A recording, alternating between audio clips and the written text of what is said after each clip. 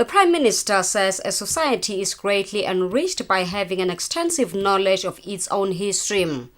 The Prime Minister was speaking at the launch of the Sugarcane Museum at Tabankulu. We have a report. Sugar industry in the country is one of the key industries that has a long and rich history, as it plays a pivotal role in the economic development of the kingdom and in transforming people's lives. In making sure that the rich history of the industry is kept for generations to come, the Swaziland Sugar Association, with the financial assistance of the European Union, has established a sugarcane museum which is based at Tabankulu Estate in the Lubombo region. The first of its kind museum in the country was officially opened by the Prime Minister Dr. Barnabas Sibusiso Dlamini, who got an opportunity to tour the museum, which is divided into two sections. The first one being that of outlining the evolution of the sugar industry, as well as the history of the industry in Swaziland. And the second section displays some of the tourist attractions in the Lowveld and Lubombo region. The Prime Minister says a society is greatly enriched by having an extensive knowledge of its own history, and that the earlier decades and even centuries tells the story of how each society has developed scientifically, economically, culturally, and spiritually. The Prime Minister says the Smithsonian Institution in Washington, D.C. and the British Museum in London are two institutions that enable the visitor to gaze in wonder at historic exhibits. Today, and much nearer home, we are seeing the opening of the Swaziland Sugarcane Museum, an eco-museum that will make a valuable contribution to the historical records of the development of our own Swazi economy. That is because for a number of decades, sugar has been far the most important industry in Swaziland. And outside the industry itself, relatively little will be known about it. Now we have a museum which will show the past, the present,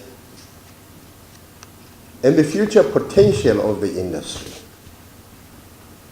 The museum, with its sequential displays, explains in the first instance how climate and geology have made the Swaziland Lowveld ideal for sugarcane cultivation.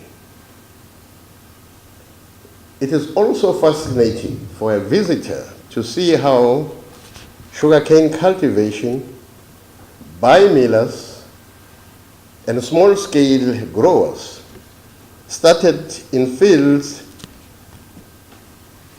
that had hitherto been flooded by rice paddies located at Big Bend and Mhlume. The museum then records the stimulus to the development of the industry provided by the quota system that enabled the export of sugar, firstly into the United Kingdom and in due course to the European Union. What will be particularly interesting to the visitor is how our sugar industry, through being one of the top 10 most efficient producers worldwide, managed to plow back the resources it generated into self-investment, creating a high standard of new infrastructure.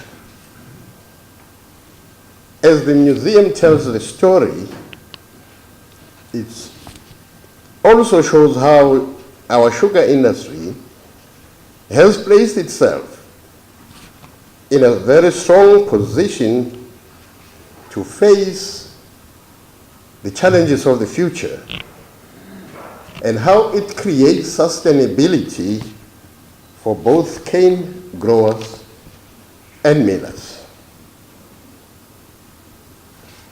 The public will be able to see how the sugar millers have invested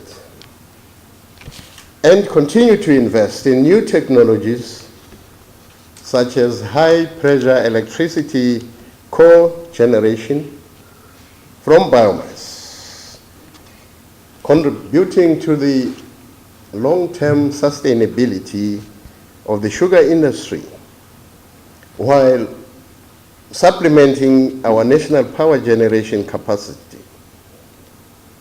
Both the sugar and the timber industry in our country are showing themselves to be highly innovative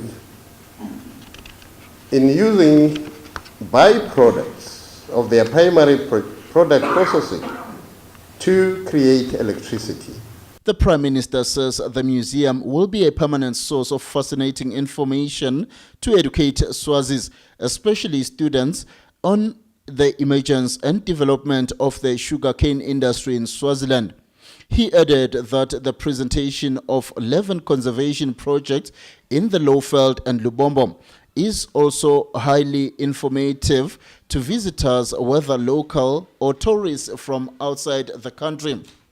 The Prime Minister thanked the European Union for supporting the project and also thanked Bob Forrester for designing it. Reporting for Swazi TV News, I'm Sibusiso Ngubane in Tabankulu.